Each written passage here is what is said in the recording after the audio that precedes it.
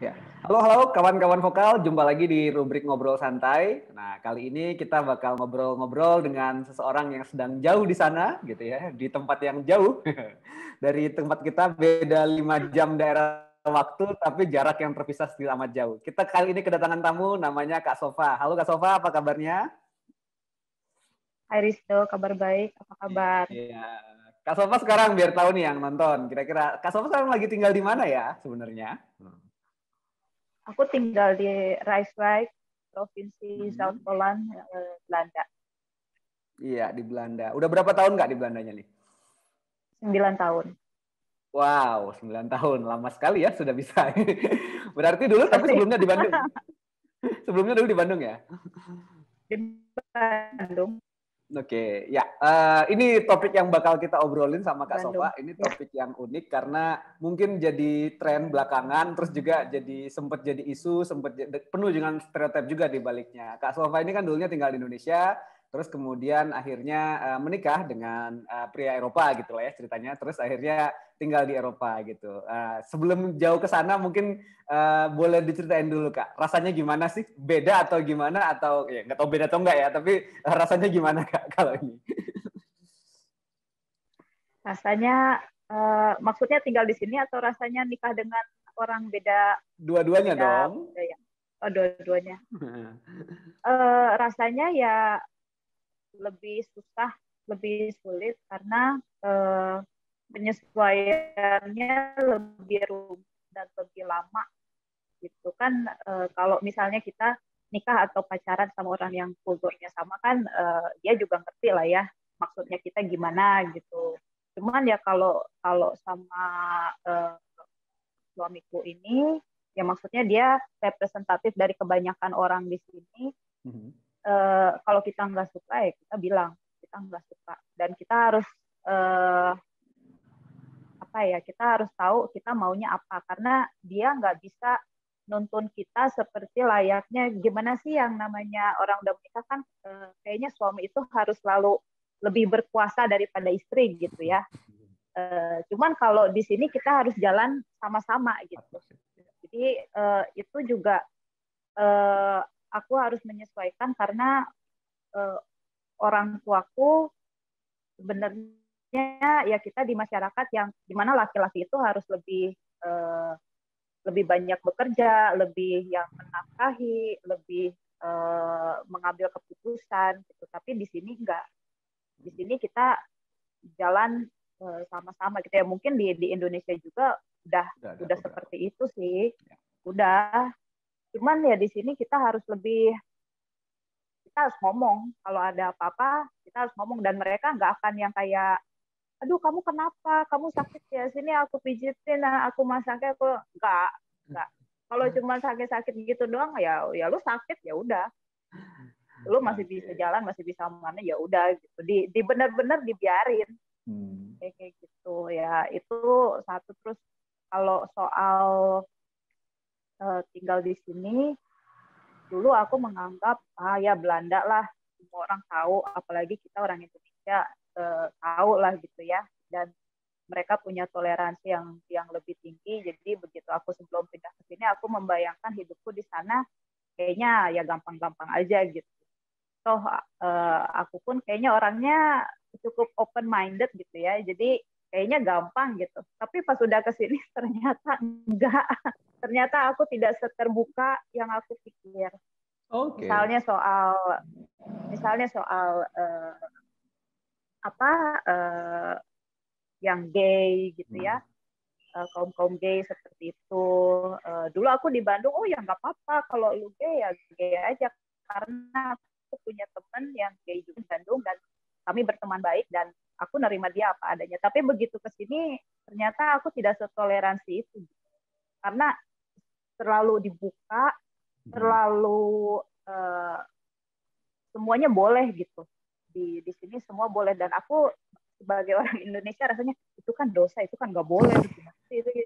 Nah seperti itu. Dan juga contoh lain misalnya yang Summon Wonen ya, yang Ya. Ya. mereka tinggal bersama tanpa pernikahan dan punya anak gitu. Buat aku penyesuaian terhadap kultur yang itu lama sekali gitu. Jadi agak sulit aku menerima. Memang sih sekarang aku udah cuek aja gitu. Cuman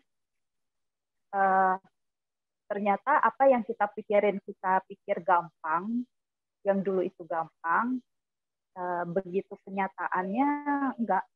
Kenyataannya sulit banget gitu. Dan aku pikir ini dirasain sama semua orang yang tinggal di luar negeri gitu. Tapi tinggal di luar negerinya bukan karena kuliah ya, bukan karena pekerjaan yang setahun, 2 tahun, 3 tahun terus balik lagi ke Indonesia gitu. Enggak gitu. Kan aku menetap di sini seterusnya gitu. Jadi hal-hal seperti itu aku ya agak-agak sulit berterima. Cuma sekarang sih udah enggak. itu contoh aja. Ntar kelamaan. Oke, iya nggak apa-apa. Ini justru ngebuka intro ceritanya. Nah, sebelum kita masuk tadi Kak Sofa udah mulai angkat beberapa isunya sebenarnya ya yang jadi obrolan yang sebenarnya bisa digali lebih jauh. Tapi sebelum masuk ke sana nih Kak, boleh cerita dulu nggak sih awalnya gimana ceritanya tuh? Kan tinggal di Bandung dan kerja di Bandung gitu lah ya, katakan begitu. Terus gimana ceritanya? Atau boleh sedikit lebih jauh dikit latar belakangnya Kak Sofa sendiri gimana? Kayaknya juga ada terbiasa dari mixing ya, dari rasio mixing di Indonesia juga kayaknya. Tapi boleh cerita dulu deh Kak, kira-kira gimana dan akhirnya bisa ke Belanda nih. Nah gitu. Ya aku dulu tinggal di Bandung, kuliah kerja di Bandung. Udah gitu secara nggak langsung aku ketemu dengan suamiku melalui papanya dia gitu. Jadi aku kenal sama papanya. Papanya sempat tinggal di Bandung. Jadi kami kenal, terus saat itu beliau sakit, terus aku dimintain tolong untuk ngabarin anaknya yang di Belanda.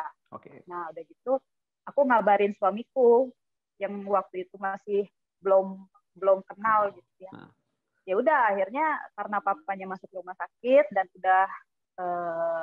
udah tua juga, jadi suamiku dia dan kakaknya dan adiknya datang ke Indonesia gitu untuk jemput ke papanya dan menjemput ayahnya balik lagi ke Belanda gitu. Nah di situ aku ikut bantuin lah gitu karena papanya ini kan tinggal sendirian. Jadi aku ngebantuin ya ngobrol sama rumah sakit, ngobrol sama ya ngurus dokumen segala macam gitu karena mereka nggak bisa bahasa Indonesia, papanya bisa bahasa Indonesia tapi lagi sakit, jadi aku yang bantuin. Nah dari situlah kenal, terus sering ngobrol, akhirnya deket, terus kami memutuskan oke ya kita serius gitu, serius dan itu pun seriusnya tuh bukan karena wah dia bule ya, jadi gue mau aja gitu. Enggak, memang ada sih di pikiranku sebagai wanita Indonesia bahwa wah ada bule naksir gue gitu. Kayaknya tuh oh gimana gitu ya. Kayaknya merasa spesial, merasa gimana. Cuman perasaan itu tidak berlangsung lama gitu karena kita balik lagi ke kita diperhadapkan dengan kenyataan-kenyataan yang aku mikirnya oke, lu mau nggak sama dia misalnya gitu. Kalau mau ya harus bikin rencana karena saat itu aku umur berapa ya? Umur 27-28 kayaknya waktu itu. Dan ya wanita udah umur segitu kan pengennya serius ya, pengennya serius, bukan berarti pengen cepet dinikahi gitu, enggak, maksudnya serius. Oke, kalau serius kita menikah tapi misalnya 5 tahun lagi, 2 tahun lagi juga nggak apa-apa, tapi harus ada satu visi bahwa kalau aku menginginkan pernikahan, apakah dia juga menginginkan pernikahan, apalagi dia orang asing di mana dia hidup di society yang Samenwonen itu socially accepted gitu, kan gitu. Nah itu aku harus banyak bertanya, harus banyak ngobrol sama dia gitu. Apakah dia menginginkan sesuatu yang sama? Kalau iya pun dia mau punya anak atau enggak gitu kan. Terus apakah dia setuju kalau aku bekerja lagi gitu? Kalau bekerja soal keuangan seperti apa ya, pokoknya hal-hal yang seperti itu ya menurutku kita kalau nikah dengan yang beda, maksudnya yang sama kulturnya pun hal-hal seperti itu kan juga dibicarakan gitu. Cuman mungkin aku lebih ke, aduh, gue nggak akan bisa kerja lagi nih. Lu bisa nggak support gue secara finansial? Karena gue kan nggak punya gaji. Ya maksudnya kalau kita pindah ke sini kan kita ninggalin kerjaan kan. Nah, gaji lu berapa gitu? Cukup nggak lu masih makan gue misalnya? Hal-hal yang seperti itulah. Dan kita aku ngomong kejauhan ya. Sok aja. Iya gitu. Jadi ya udah akhirnya ya serius dan akhirnya kita memutuskan oke, mau tinggal di Indonesia atau tinggal di Belanda gitu. Dulu itu sebenarnya kami memutuskan tinggal di Indonesia gitu. Cuman karena pekerjaan dia akhirnya ya udah akhirnya aku melepas pekerjaanku dan aku pindah ke Belanda gitu. Dan itu pergumulannya sebenarnya tidak mudah sih gitu. Ya, itu kayaknya jadi pertimbangan lama ya, karena maksudnya kan di usia, katakanlah untuk wanita Indonesia dianggapnya kan sudah siap menikah lah dalam usia segitu. Terus juga apa ya dengan pria dari luar negeri seperti itu, dan emang jadi pertimbangan besar. Nah, waktu masa-masa seperti itu, apa Kak, rasanya gimana sih? Maksudnya menimbang-nimbangnya itu cukup lama atau gimana Kak? Atau memang jadi sesuatu yang sangat serius dipertimbangkan banget, atau memang akhirnya ya sambil dijalani atau gimana? Kalau aku secara pribadi aku mempertimbangkannya lama sekali. Maksudnya bukan lama dalam berapa waktu tertentu, cuman aku bergumul sekali bahwa saat itu aku kerja dengan apa ya? Aku udah enjoy kerja dan aku udah nggak harus apa namanya bergantung secara keuangan pada orang tua dan lain sebagainya. Jadi aku udah benar-benar settle lah secara finansial saat itu gitu. Terus memutuskan untuk menikah, terus aku kan mikir, berarti gue harus ninggalin kerjaan gue dong. Yang udah enak itu, yang koleganya menyenangkan semua, kerjaannya aku enjoy, gajinya oke gitu. Dan itu melepaskan itu tuh susah gitu. Itu salah satu pertimbangan yang sulit gitu. Terus dari itu aku juga mikirin di sana itu gue mau ngapain. Itu juga salah satu pergumulan aku gitu ya. Kalau misalnya di Bandung aku bisa terus kerja enak dan bisa nerusin S2 gitu ya misalnya. Kalau di Belanda bisa nggak ya? Pekerjaannya kurang lebih sama dan sekolah lagi misalnya gitu. Soalnya buat aku dua hal itu penting. Dan aku juga memikirkan kalau punya anak ntar gimana. Terus apakah aku juga ingin sambil bekerja atau enggak seperti itu. Gitu.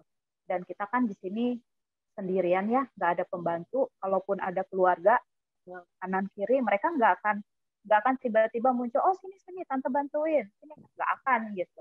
Mereka nggak akan ini. Gitu. Jadi kita benar-benar sendiri dan hidup di sini lebih berat daripada hidup di Indonesia gitu sebetulnya gitu. Dan apa ya banyaklah pertimbangan yang aku pikir kalau aku pindah ke sana banyak sekali yang dipertaruhkan. Aku bisa nggak? Gitu. Soalnya banyak wanita Indonesia yang begitu dekat sama bule, Amerika, Kanada atau apapun, mereka kayaknya langsung seneng kayak yang wah gue mau tinggal di luar negeri nih, wah gue mau akhirnya gue sama bule memperbaiki keturunan dan lain sebagainya. Justru gimana ya? Mungkin wajar ya karena kita dijajah kelamaan dulu. Mungkin dari generasi ke generasi itu udah mendarah daging di pikiran kita. Itu kalau sama bule itu rasanya luar biasa gitu. Tapi enggak kok sama aja. Malah justru lebih lebih berat ya, kita apa-apa harus sendiri, kita nggak bisa bergantung sama orang lain, dan kita nggak bisa bergantung 100% sama suami kita, nggak bisa gitu, karena mereka yang ya sangat masyarakatnya sangat individualistis, dan kita pun diharapkan kita bisa seperti itu gitu. Kalau kamu mau sekolah, kamu harus cari sendiri kamu maunya apa, dan kalau bisa lu bayar sendiri gitu. Kalau misalnya si suami mau bayarin ya oke gitu ya, itu kan tergantung kesepakatan berdua. Cuman banyak juga mereka yang pikir kamu harus tahu kamu happy-nya tuh apa gitu. Kamu harus tahu kamu maunya apa. Kalau bisa ya lu bayar sendiri gitu. Jadi jangan mengharapkan kita sebagai orang Indonesia kita bisa numpang hidup tinggal enak ngikutin suami gitu. Karena mereka dari negara maju, semua sistem oke gitu ya, terus kita numpang hidup nyaman, hidup enak. Tapi ada juga pasangan campuran gitu ya, yang suaminya atau istrinya dari negara maju, terus pasangannya misalnya dari Indonesia, hanya pengen tinggal di luar negeri itu numpang enaknya aja gitu. Terus suami ngasih duit tiap bulan misalnya gitu ya, gue nggak harus kerja, gue cuman ngurus rumah, ngurus anak gitu ya, rapi-rapi rumah selesai gitu. Banyak juga suami bule yang menganggap itu nggak apa-apa, mereka tidak keberatan sama sekali, ada gitu. Tapi banyak juga mereka yang pikir, loh kamu tinggal di sini kan gue nggak maksa, itu hidup lu sendiri, lu kesini kalau lu mau sekolah lagi lu berusaha sendiri, lu cari informasi sendiri, dan yang gitu juga banyak gitu. Jadi kita harus benar-benar tahu, misalnya kita punya pacar bule, kita mau tinggal di luar negeri, kita harus benar-benar tahu gue di sana ngapain dulu gitu, dan apakah gue bisa kerja lagi, apakah suami gue mau bayarin kalau gue mau belanja ini itu, mau ikut arisan ini itu gitu ya, apakah dia mau bayarin atau enggak gitu. Itu tuh hal-hal kecil yang kita anggap remeh, mungkin nggak penting, tapi begitu kita tinggal di sini, hal-hal seperti itu tuh kita akan nemuin gitu. Dan jangan sampai hal-hal seperti itu jadi bahan berantem gitu ya. Karena itu nggak perlu banget. Itu nggak perlu banget. Jadi harus tahu sebelum memutuskan tinggal di luar negeri, harus tahu lu mau ngapain dulu. Oke, waktu itu nanti kita akan cerita 9 tahunnya Kak Sofa di sana ngapain aja. Tapi sebelumnya, waktu mempertimbangkan itu, kalau relasi keluarga Kak Sofa sendiri gimana? Atau ada ngasih pertimbangan lain nggak sih, kerabat atau orang-orang dekatnya Kak Sofa sendiri sewaktu lama lah katakanlah punya waktu untuk memikirkan hal tersebut?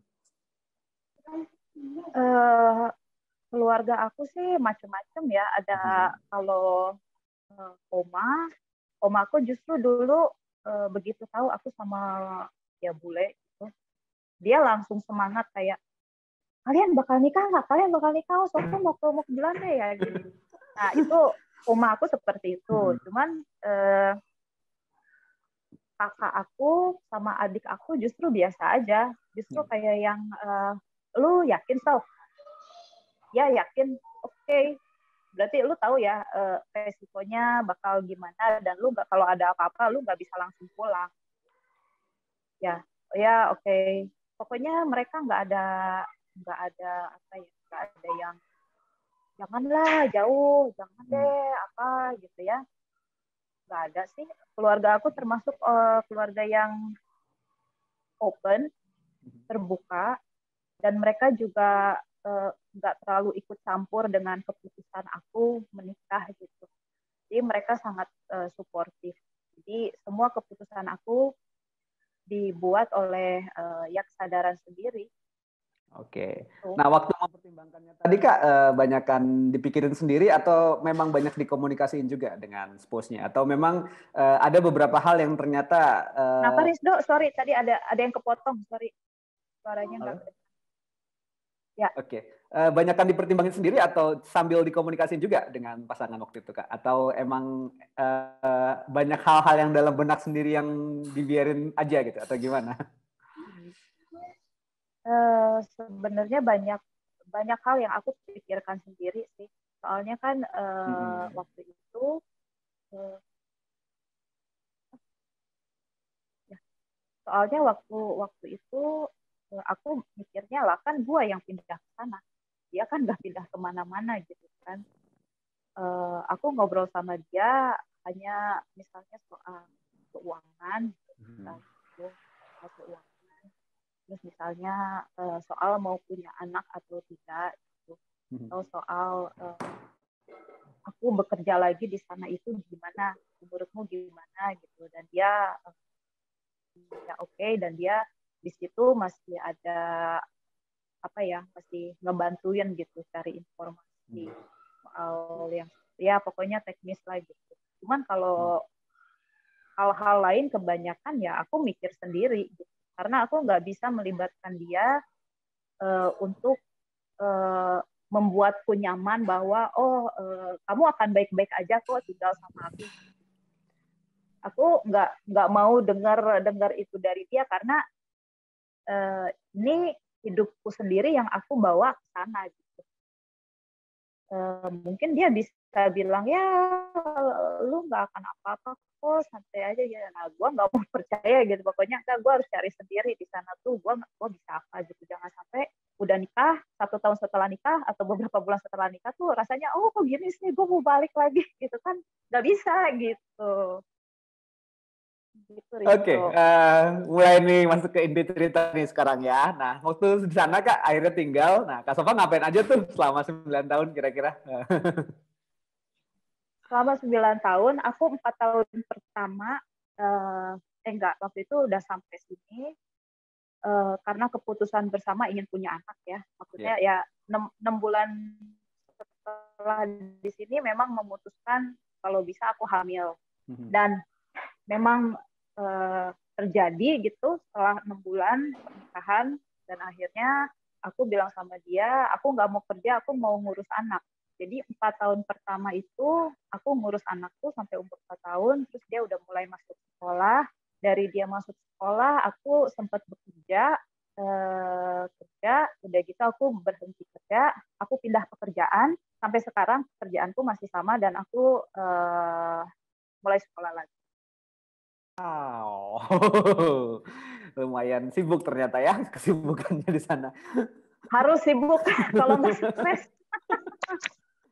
Oke, Kalau nggak berarti waktu di sana penyesuaian tadi boleh cerita lebih jauh Kak. Tadi kan cerita tadi soal perspektif ya, soal apa yang dialami di sana, kebiasaan sana, dan memang seindividualis itu mungkin ya kehidupan masyarakat. Terus juga sangat berbeda mungkin dengan apa yang kehidupan yang agak komunal kalau di Indonesia. Nah, selama mengalami masa-masa itu gimana Kak sih ceritanya waktu awal-awal deh, waktu pertama kali penyesuaian kayak gimana? penyesuaian buat aku kalau soal individual sih, aku nggak terlalu banyak nemuin kesulitan sih, karena dari dulu aku senang sendiri orangnya, apa-apa sendiri gitu ya. Beda sama orang yang pengen apa-apa ditemenin gitu. Misalnya mau beli obat aja pengen ditemenin gitu gitulah. Aku bersyukur dulu itu aku senang meluangkan waktu sendiri. Aku punya teman banyak, cuman kalau lagi di rumah pulang sekolah nggak ada aktivitas lain, aku senang sendiri denger radio atau nulis buku harian atau baca atau apa gitu. Jadi begitu di sini eh, kebiasaanku yang menyendiri itu ternyata menolong sekali gitu. Aku nggak perlu misalnya mau ke dokter, aku nggak perlu dianterin sama suamiku gitu. Karena walaupun waktu itu bahasa Belandaku belum bagus, kan bisa bahasa Inggris gitu kan, dan mereka semua ngerti gitu. Jadi ya itu gampang gitu sebetulnya kalau soal itu gitu. Ya, jadi di sana berarti enjoy ya. Maksudnya dalam tanda petik sebenarnya Kak Sofa sebenarnya udah siap sih dalam konteks itu ya untuk gaya hidup yang seperti itu di Eropa gitu ya selama di Ya Indonesia ya. yang individualistis ya. Gitu. Tapi penyesuaian yang lain apa Kak kira-kira selama di sana? Ada hal-hal yang betul banget perlu disesuaikan nggak waktu di sana? eh, ya ada kayak sampai sekarang aku masih menyesuaikan soal berteman, Mhm. cari teman. Soalnya kalau cari teman, walaupun ada kenal beberapa orang Indonesia juga di sini, tapi kita nggak bisa seperti di Indonesia. apa, gue ke rumah lu ya misalnya. Oh iya iya oke gitu. Nggak bisa. Gitu. Kalau misalnya kita mau bikin janji ketemu sama orang, kita kirim WhatsApp sekarang, dia balasnya bisa nanti malam, bisa 2 minggu kemudian gitu. Nah itu jadi aku pikir, aduh orang gue butuhnya besok kok, dia balasnya baru seminggu kemudian misalnya gitu. Itu tuh susah gitu. Apalagi mereka di sini, mereka itu kalau mereka lagi libur, mereka benar-benar pengen libur. Mereka nggak mau nggak mau diganggu dengan hal-hal lain. Mereka udah punya rencana, gue besok mau mancing sendirian. Terus kalau misalnya gue tiba-tiba, oh lu mancing di mana? Gue ikutan ya gitu. Gak bisa gitu. Itu tuh aneh gitu. Nah yang gitu aku masih butuh penyesuaian gitu. Juga dengan orang Indonesia yang tinggal di sini, mereka pun menjadi seperti itu. Gitu. Jadi ya kadang kesepian sih. Aduh temen gue gak punya temen gitu kan. Pengen nelfon temen yang di Indonesia, oh ya udah pada tidur ya. Tapi sebenarnya karena pembawaannya agak introvert, sebenarnya nggak terlalu masalah ya kayaknya. Jadi ya, tapi ada kalau lagi ada masalah ya, misalnya lagi pengen pulang atau ada masalah-masalah ya yang datang sama kita kan butuh seseorang yang mana kita bisa pengen ngobrol gitu, dan beberapa hal kita nggak bisa omongin sama keluarga kayak gitu. Dan kita pengen cari temen di mana dia tuh pas kita butuh dia ada. Nah itu tuh susah. Itu susah. Jadi udah lu nangis aja sendiri. Oke. Ini pertanyaan berikutnya nih Kak. Aduh, aku jadi kayak wawancara ini. Tapi ya karena agak delay memang jadi harus di Oke. Ini Kak, ngerawat anak dan membesarkan anak itu sulit nggak kalau di sana? Kalau yang sejauh yang Kakak alamin?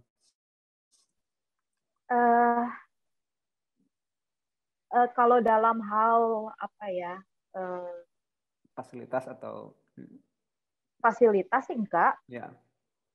Mereka justru mereka datang ke rumah ya, misalnya habis melahirkan misalnya gitu. 1 minggu setelah melahirkan ada suster yang datang ke rumah. Mereka ngurusin aku karena aku ya dengan pengalaman pertama kali melahirkan dan segala macam. Mereka periksa dalam, mereka jagain babynya, kasih makan babynya, dan mereka masak juga di rumah, bersih-bersih rumah gitu. Ya, dan itu kan semua udah di cover sama asuransi, jadi kita nggak usah bayar lagi kan. Kayak gitu. Tapi cuma 1 minggu aja. Nah setelah itu kita ngurus sendiri. Misalnya kita harus bawa dia ke posyandu, imunisasi segala macam. Nanti kita dapat ya kalau kayak gitu kita dapat surat panggilan, dan di setiap kompleks perumahan pasti ada posyandu, ada dokter gigi, ada dokter gitu. Jadi kita nggak perlu jauh-jauh kemana gitu, ke jalan apa gitu. Karena ya udah tinggal tinggal keluar rumah, paling berapa meter doang udah ada dokter gigi, udah ada posyandu, udah ada gitu. Karena mungkin karena cuaca ya, karena musim dingin dan segala macam, jadi itu memudahkan sekali sih. Kalau menurut aku soal fasilitas, juga soal sekolah juga di setiap komplek, hampir setiap komplek pasti ada SD gitu, kayak gitu. Kalau itu gampang, yang susah itu apa ya? Yang susah itu sebagai seorang ibu, motherhood itu adalah periode yang paling yang bikin kita sangat kesepian sebetulnya. Karena bisa dibilang ngalamin baby blue nggak Kak? Iya. Oh. Iya banget ya, apalagi kan apa-apa sendiri, itu suami kerja kan gitu. Kita tinggal berdua sama baby gitu kan. Dan itu tuh berat itu ya, kita nggak bisa tidur seperti biasanya gitu. Kalau di Indonesia kan kayaknya gampang banget gitu. Kalau di Indonesia kita panggil pembantu atau panggil orang tua kita bantuin jagain gitu kan, sementara kita bisa tidur karena kita kecapean. Di sini enggak, lu tiap 2 jam sekali lu harus bangun gitu, harus ngasih makan baby gitu. Itu tuh berat, dan kita kita ngerasa sendiri banget sebenarnya. Ya, momennya berarti memang beratnya di sana ya. Jadi nggak bisa dianggap enteng juga karena kan itu lebih fisik iya, psikisnya juga ya, lebih ke arah situ gitu. Tapi sebenarnya secara fasilitas dan ini sangat terbantu ya oleh kemajuan negara dan emang fasilitas disediakan negara ya kalau untuk ceritanya itu. Ya, kalau itu Nah, itu mungkin gambaran umum kali ya buat rekan-rekan sekalian yang sudah mulai kebayang gitu ya, yang punya mimpi kadang-kadang sebagian pada mimpi gitu Kak soalnya. Apalagi itu jadi apa ya? Di Indonesia itu kadang-kadang lucu sih, kadang-kadang nikah antar rasial itu kadang-kadang agak susah gitu ya, tapi begitu ketahuan anaknya bakal jadian sama Kaukasian ya gitu, wow langsung gitu semua. itu tren yang kadang susah di karena mungkin ya ada mental inlander kali. Tapi ya oke lah. Oke, ini mungkin pertanyaan agak nakal Kak. Kak Sofa kan kayaknya pernah juga nih pacaran sama cowok Indonesia gitu. Nah, kalau dibandingin nih Kak, ini bukan ketawa sih. Ya. Ya, kan aku jawab aja. Dia pernah pacaran Duk sama aku. Enggak. Coba cerita sok pacaran sama siapa? Nggak usah cerita pacaran sama siapa. Tapi pernah sama orang Indonesia kan pacaran? Iya kan, pasti pernah sama orang Indonesia. Nah, ada perbedaan nggak? Ini nggak generalisasi sih, tapi ya yang dialamin pribadi aja, subjektif aja. Gimana Kak? Kalau sama orang Indonesia, misalnya ya, contohnya, langsung ke contohnya. Misalnya aku sebagai ceweknya gitu ya, bilang, Sar, gue lapar misalnya gitu ya. Kok basar sih?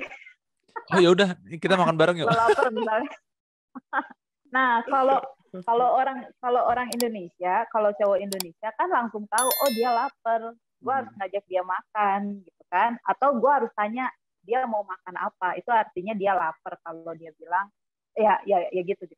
Tapi kalau di sini kalau aku bilang sesuatu yang sama, gue lapar nih, dia nggak akan ngapa-ngapain gitu, dia nggak akan terlintas di kepala dia bahwa dia harus ngasih makan gue, nggak akan. Jadi kita itu di sini kalau hal-hal yang seperti itu, aduh gue capek atau gue lapar atau apa, ya kalau lu capek lu berhenti gitu, lu nggak perlu ngomong gue lapar ya lu makan, lu ngantuk ya lu tidur aja gitu. Kalau cowok Indonesia kan sangat perhatian ya, sangat sensitif gitu loh. Sensitif bisa baca kode berarti, bisa baca kode. Iya itu. Kalau mereka enggak, kalau mereka ya lu lapar lu makan gitu, dan mereka nggak akan bawain makanan, yuk sini kita makan gitu, nggak akan.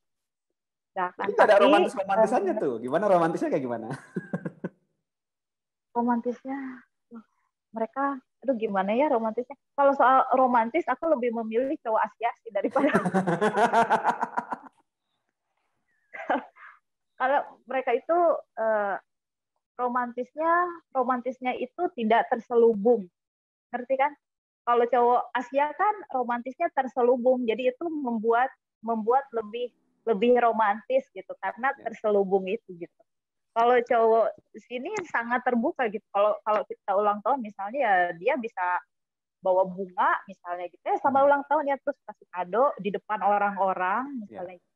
Kalau cowok Asia kan mungkin ya diem-diem gitu kan. Kejutan di balik ini. Ya gitu kan.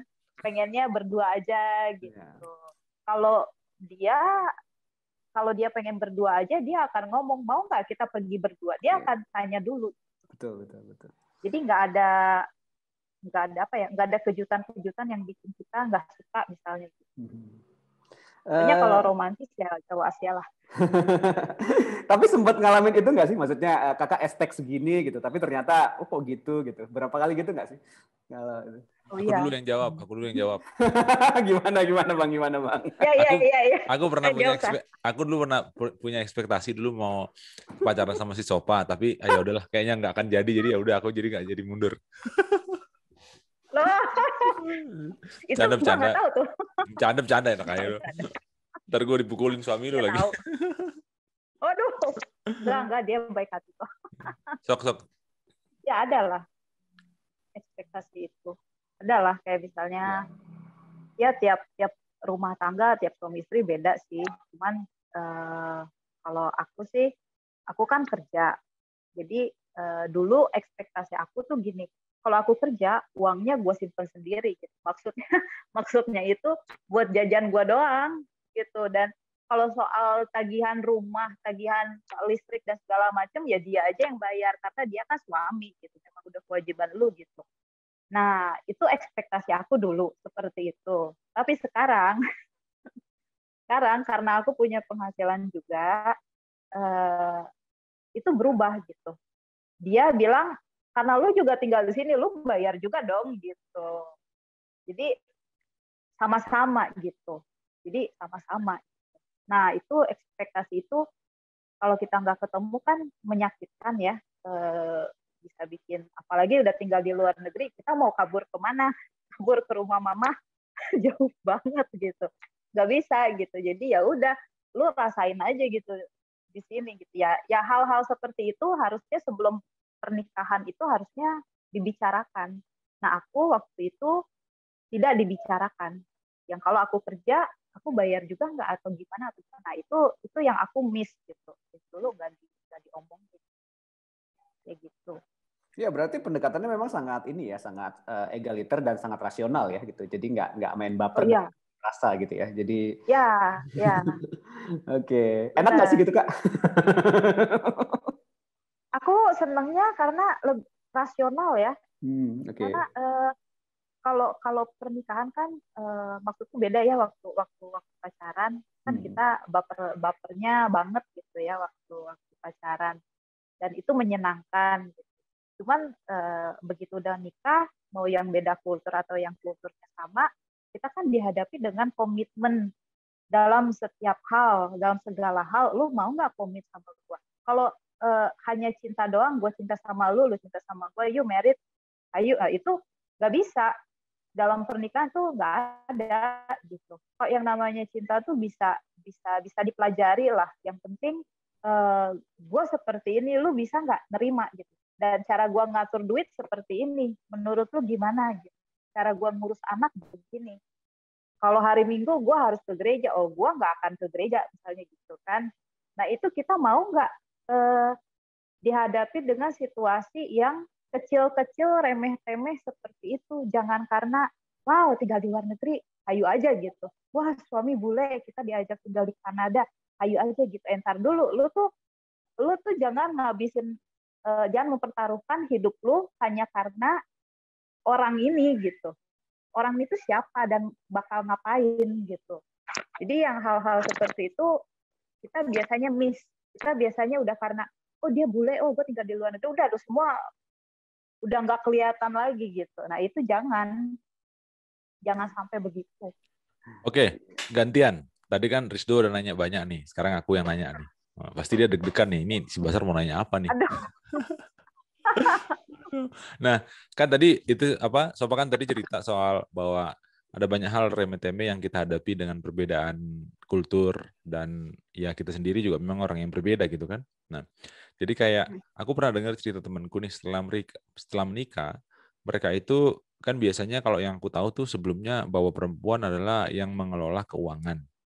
Biasanya kan gitu kan. Nah tapi temanku ini bilang, wah, gue mah enggak, istri gue nggak bisa pegang duit, jadi gue yang pegang duit. Dalam hatiku, ya Tuhan, ini gimana dia pegang duit gitu. Nah, dan aku tanya gitu, ternyata memang karena istrinya ini memang boros dan memang agak ini ya, maksudnya agak ceroboh menggunakan dalam pengaturan keuangan. Nah, ini kalau lu lihat yang beginian tuh gimana tuh? Dan lu pernah ngalamin nggak konflik yang seperti itu dan gimana lu ngesul yang terjadi seperti ini gitu? Kalau pengalaman aku semenjak aku bekerja ya,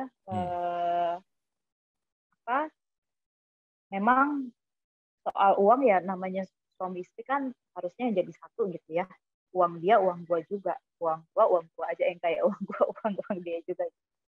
Cuman aku sebagai perempuan pengennya itu dialah yang bayar hal-hal besar rumah apa gitu ya yang gede-gede. Kalau gue biarin lah gue ngabisin gaji gue untuk misalnya gue mau beli taplak meja baru, gue mau beli kue atau yang gitu-gitu. Nah tapi balik lagi ini sangat personal. Jadi gue nggak bisa ngomong buat orang yang juga nikah sama orang Kanada, misalnya kalau dia juga seperti itu. Kalau pengalaman aku, suami aku nggak mau aku ngatur uang. Jadi menurut dia, gue itu kalau masak gue boros gitu, karena gue harus beli saus, bawang putih, cabai. Itu kan mahal gitu kan, dan buat dia itu buang-buang uang gitu.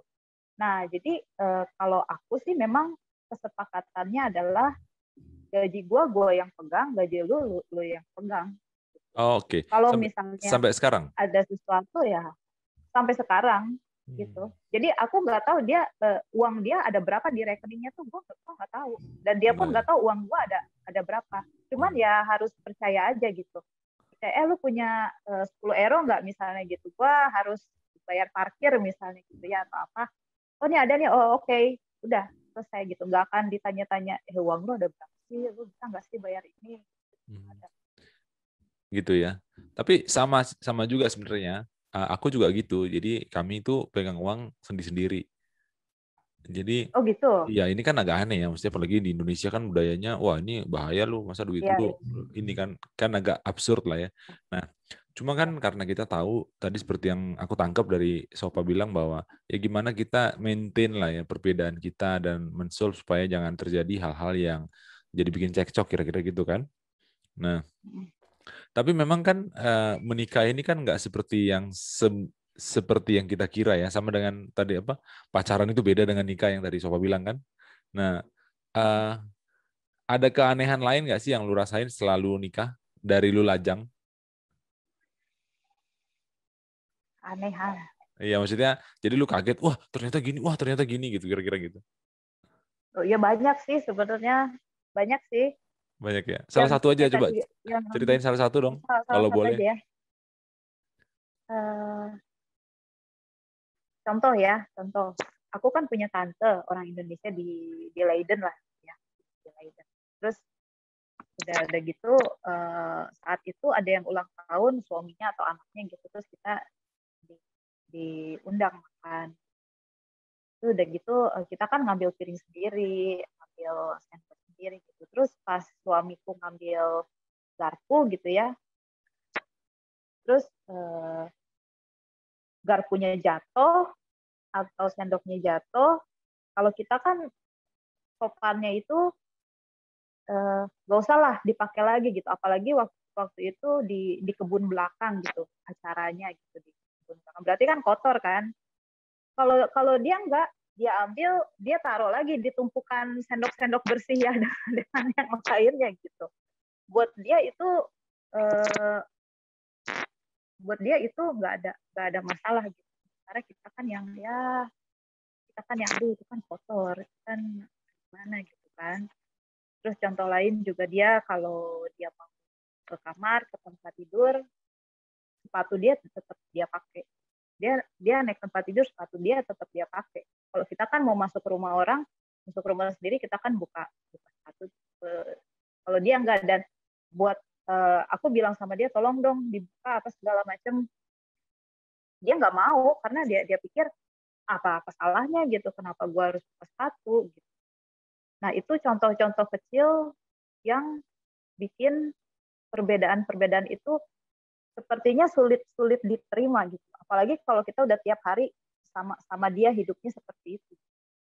Cuman ya udah, hal-hal yang begitu tuh udah nggak bisa dirubah lagi. Jadi kita harus berbesar hati bahwa ya udah, orang dia memang dari dulu begitu, dan gitu kan nggak bisa dirubah hanya karena dia pakai sepatu gitu. Pakai sepatu masuk ke dalam rumah gitu. Buat gue mah itu mengganggu sekali ya, sangat mengganggu. Cuman sangat mengganggu juga kalau gue bikin itu jadi masalah. Tapi aku juga jadi punya cerita juga tuh kayak gitu, karena Sopa cerita, aku cerita juga lah ya, biar fair.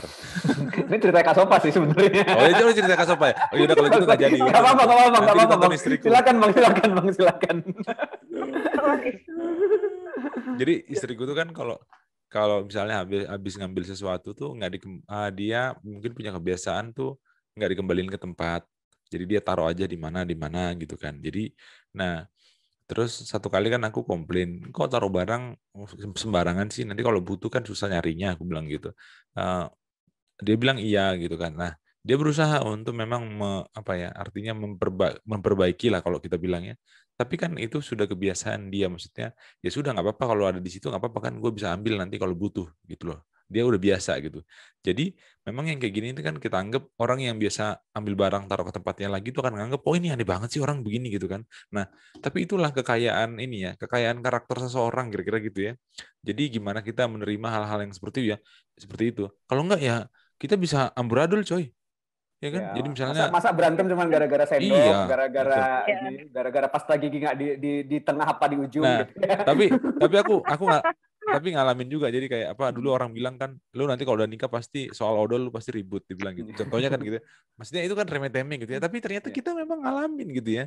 Tapi Mm-mm. ya oke lah itu, Ya. ya itulah maksudku bahwa itu menikah ya memang begitu gitu loh. Jadi Mm-mm. bagaimana kalau yang kutangkap dari Sofa cerita tadi tuh gimana kita enjoy menjalaninya dan belajar belajar semakin hari semakin inilah ya, artinya semakin memaknai kehidupan lah kira-kira gitu. Itu Oke, sih. ya jadi emang ini ya Ya. ada hal-hal tertentu yang ya pasti memang di semua ya nggak cuman yang mixed marriage yang gara-gara beda budaya atau beda kultur, tapi di kultur sendiri juga kadang-kadang ada hal-hal kecil yang memang harus disesuaikan gitu.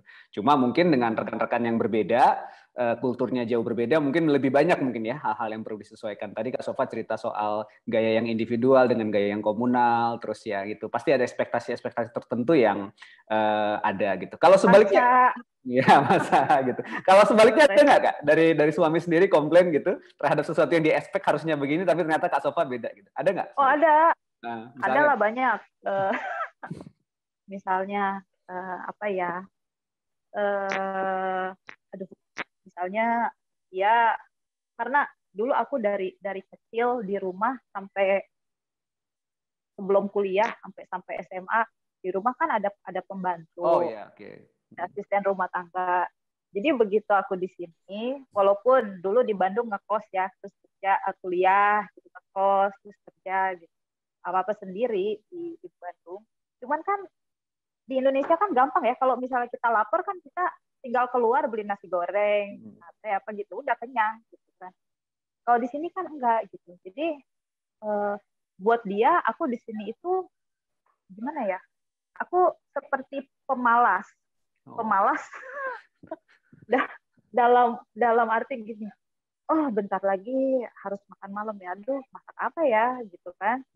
Mau keluar gak ada yang jualan kan gitu. Jadi mau nggak mau harus Masak. berusaha sendiri gitu, bikin apa gitu. Akhirnya aku masaknya yang itu lagi gitu kan, yang gampang gitu. Buat aku gampang karena ya aku nggak harus repot bikin sesuatu yang gimana gitu. Nah buat dia itu, oh lu males banget sih, padahal lu misalnya lu bisa masak semur ayam misalnya gitu ya, tapi lu malah bikin nasi goreng lagi, oh lu males banget gitu. Pokoknya hal-hal seperti itulah, dan situ aku menyadari bahwa oh ya dulu kan di Indonesia mau makan aja gampang banget, tinggal keluar gitu. Ya di sini jadi males gitu karena mau keluar gak ada yang jualan, mau ke pasar nggak ada yang jualan yang kita butuh gitu misalnya. Nah buat dia itu kalau males sih gitu. Ya. Ujung-ujungnya jadi makanan instan atau nasi goreng ya paling. Iya.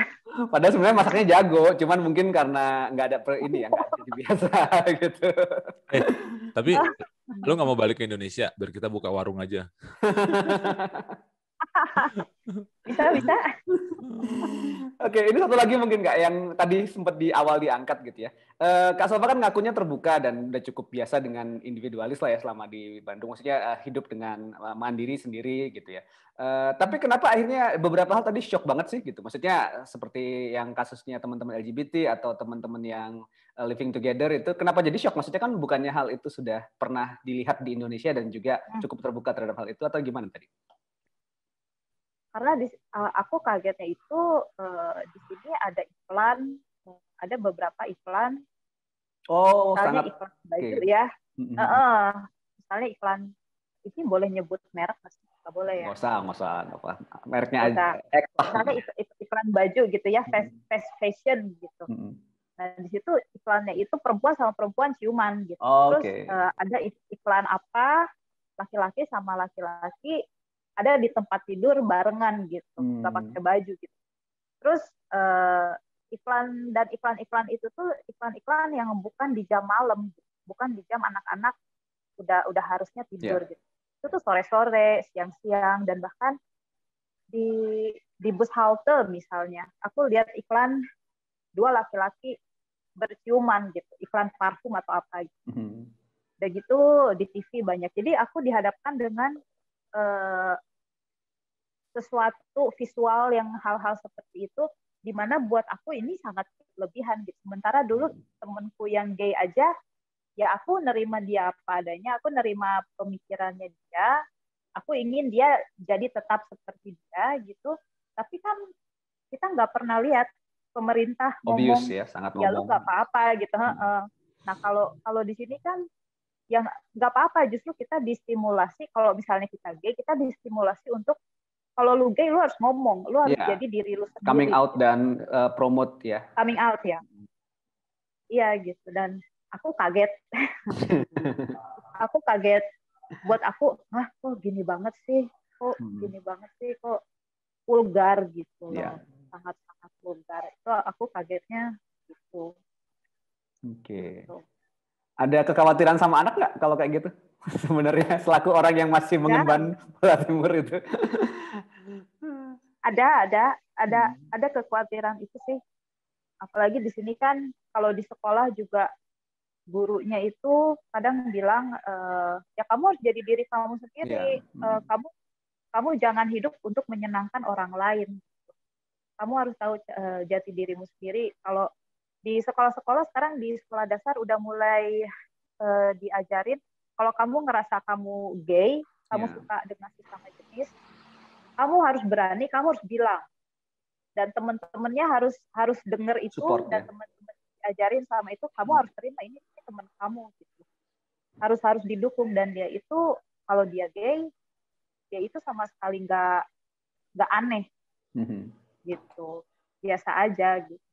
Itu udah mulai diajarin, dan aku khawatir ya, maksudnya itu bagus gitu ya, mereka nerima, toleran gitu, karena anakku laki-laki kan, jadi aku kadang ngobrol sama dia, kamu nanti kalau udah besar, kamu kuliah yang betul, kerja, kalau udah kerja kamu punya rumah, kalau kamu nikahnya, kalau mau punya anak harus nikah sama apa? Sama laki-laki atau sama perempuan? Sama perempuan lah, ya betul. Ini aku udah, ya itu salah satu kekhawatiran aku sih. Oke. Atau nggak kepikiran bakal lebih enak kalau ngerawat di Indonesia anaknya? Atau enggak ya? Ada enaknya juga sih, enaknya juga sih. Oke. Oke, Bang Basar udah lagi, ini udah lumayan juga ya, udah hampir sejam juga ini. Wow, udah ini. Nggak kerasa ya, kita enak banget ya ngobrol sama Soba ya. Dari tadi aku lihat nih, aduh, nggak jadilah. Ini kan nanti nggak jadi.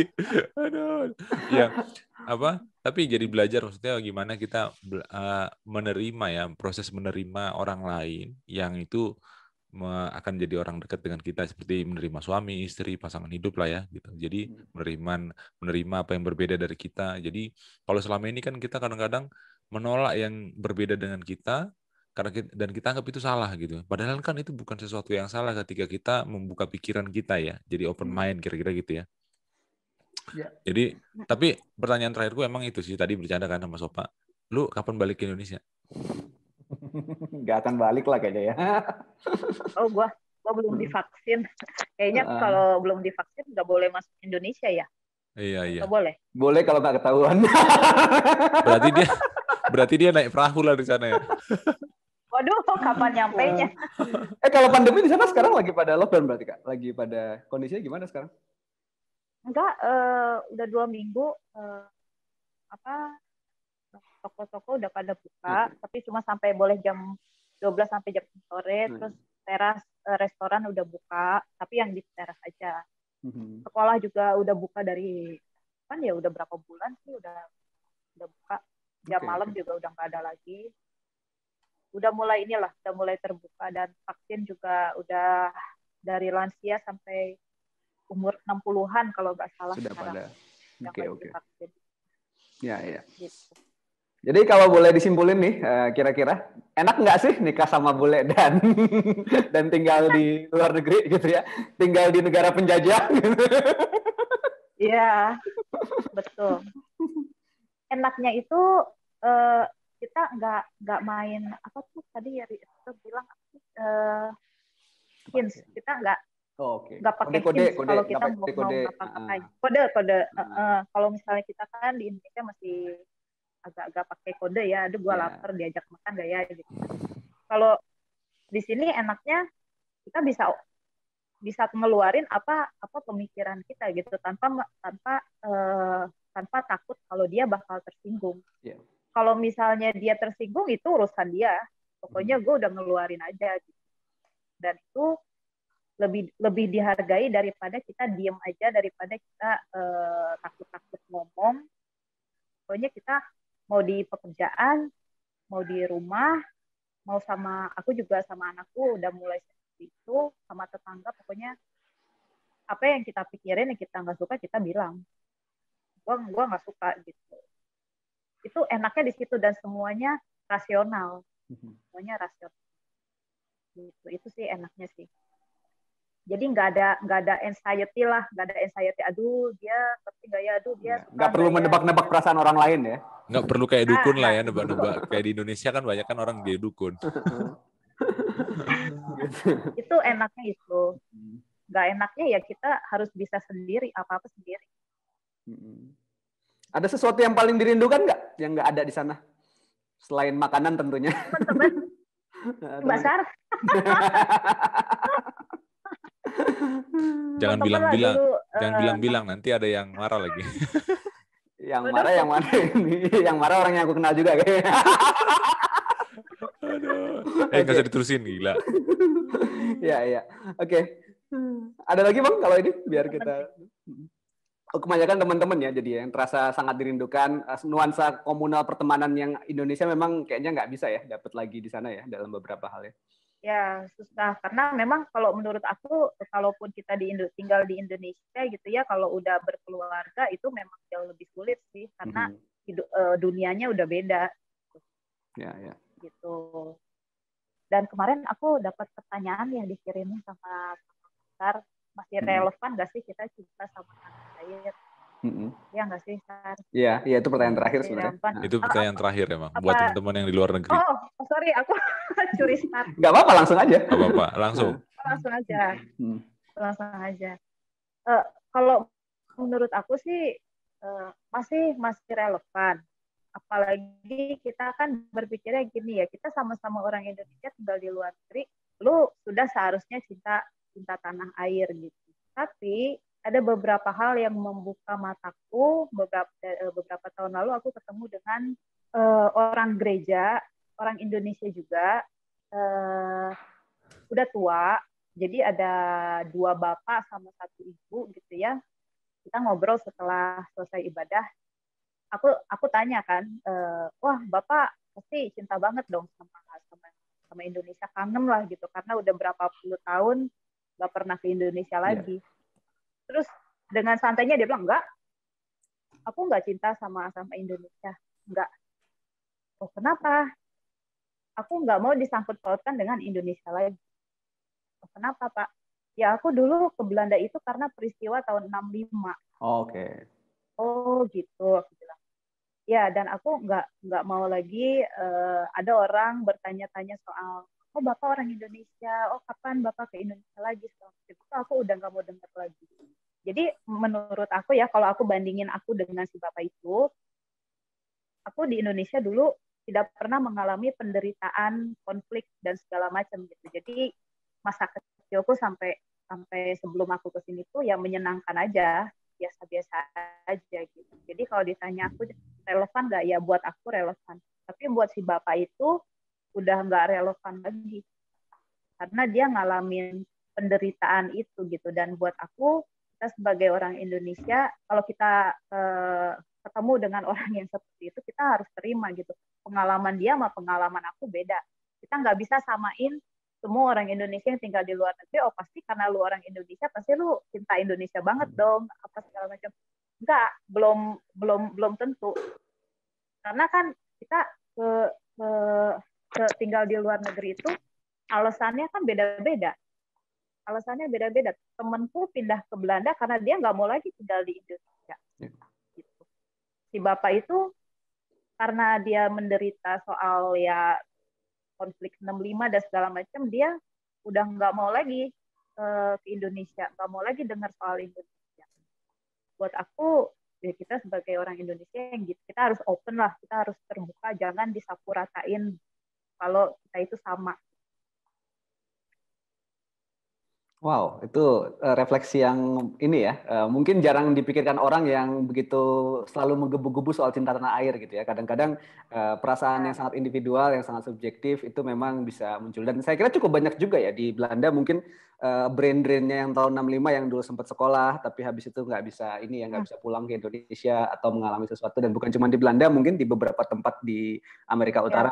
Di Singapura dan yang lain mungkin pernah ada juga kasus-kasus begitu kayaknya. Jadi sesuatu yang memang jadi pengalaman yang sangat subjektif dan mungkin menyakitkan kalau sebagai sebuah diperhadapkan pada pertanyaan cinta tanah air tadi gitu. Oke, satu hint lagi nih Kak, mungkin agak sedikit unik karena soal Belandanya gitu kan.